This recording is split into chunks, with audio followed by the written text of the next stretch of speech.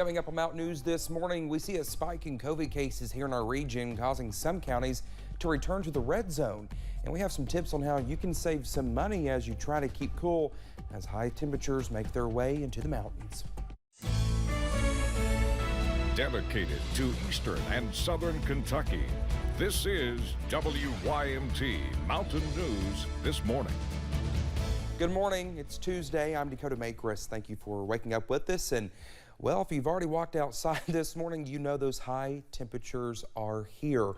Let's check in with Brandon Robinson. And Brandon, we have declared a severe weather alert day just because of the heat. And I think it's already almost in the 80s in some spots this morning. It's very close to 80 in some spots this morning, but I can tell you one spot where it may be just a touch cooler. Eastern Pike County, because as we take a look at the last few hours on the satellite radar loop, they've got some rain over that way this morning. Basically back over, it's actually trying to spread out just a little bit. So again, we may have to rethink our forecast today because our graph in-house model was the only model trying to show some rain chances this morning. So we're going to have to go back and take a closer look at that. Here is the rain currently.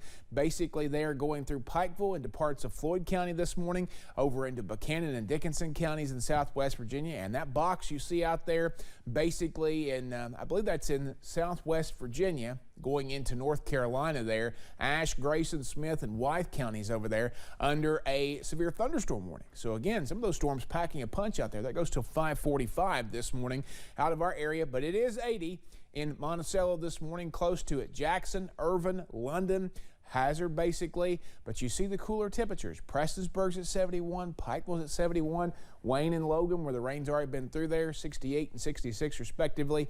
But as Glenn Fry once said, the heat is on, and it's going to stay on for the next couple of days. Dew point's already close to 80 in some areas out to the west. When you get to 70, that's instant sweat. It's soupy out there. That's this morning. That's the best way I can think to describe it. So for now, most of us dry for the morning.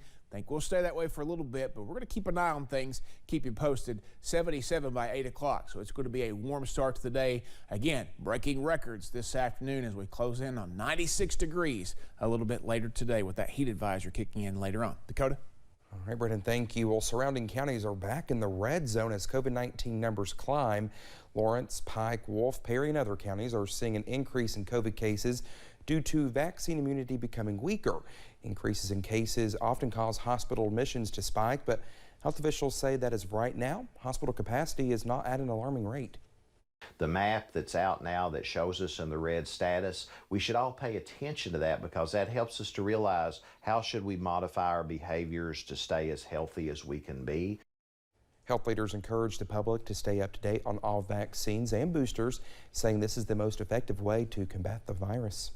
Well, yesterday, the Commonwealth released the 2021 drug overdose report. Now, the report says nearly 2,300 Kentuckians died from drug overdoses in 2021. That is a nearly 15% increase compared with the year prior.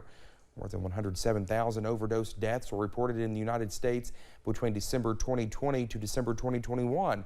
Kentucky's Office of the State Medical Examiner and Toxicology reports that the increase in death was driven largely by an increased use in fentanyl, which accounts for approximately 70% of all overdose deaths for the year. Well, as people try to beat the heat this week, power companies and cooperatives are getting ready for more people to crank up their air conditioning. Daniel Lowry with the Kentucky Utilities says while it might sound like a tough ask amid this heat, he recommends that you turn up your thermostat to the highest setting that it's comfortable during these days. He says even if it's just by 1 degree, it conserves energy and will save you some money. Even 1 degree can mean 4 to 7% difference on the cooling portion of your bill. Say you have a $100 a month bill, say you go from 68 to 70, that could be $8 you save right there. So it really matters. Well, there are other ways to conserve energy. Lowry recommends you pull the shades, close the drapes and blinds to keep out the rays that naturally increase indoor temperatures. Well, these high temperatures can be extremely costly when it comes to your car, but there are some steps you can take to save a lot of money and time. The priciest repairs involve battery issues. Officials with AAA say increasing temperatures combined with the even higher temperatures under the hood can kill a battery in hours. Well, they say the best thing you can do is to have your battery properly checked for potential issues.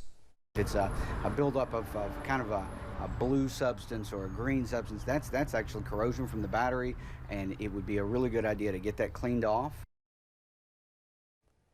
The National Weather Service also has a reminder for people during the heat this week. The inside of your car heats up very quickly, even in the shade. So it's vitally important not to leave your children, pets, or the elderly in a hot car.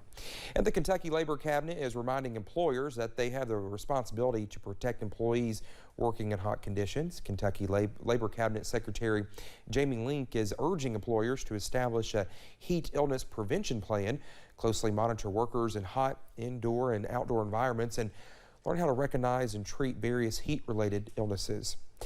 Well, you might think hot days call for ice cream. Well, ice cream parlors wish they could agree.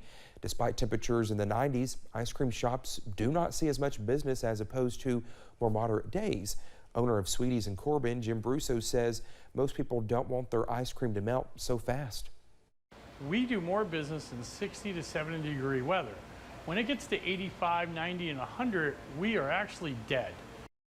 Well, if you are willing to deal with the fast melting ice cream and are in the Corbin area, you can find Sweeties on Main Street close to Sanders Park. Well, thank you so much for getting your already warm Tuesday morning started with us here on Mountain News this morning. When we come back, some heavy rain brings some severe flooding to a well-known national park here in the U.S. Well, more on that in just a few minutes.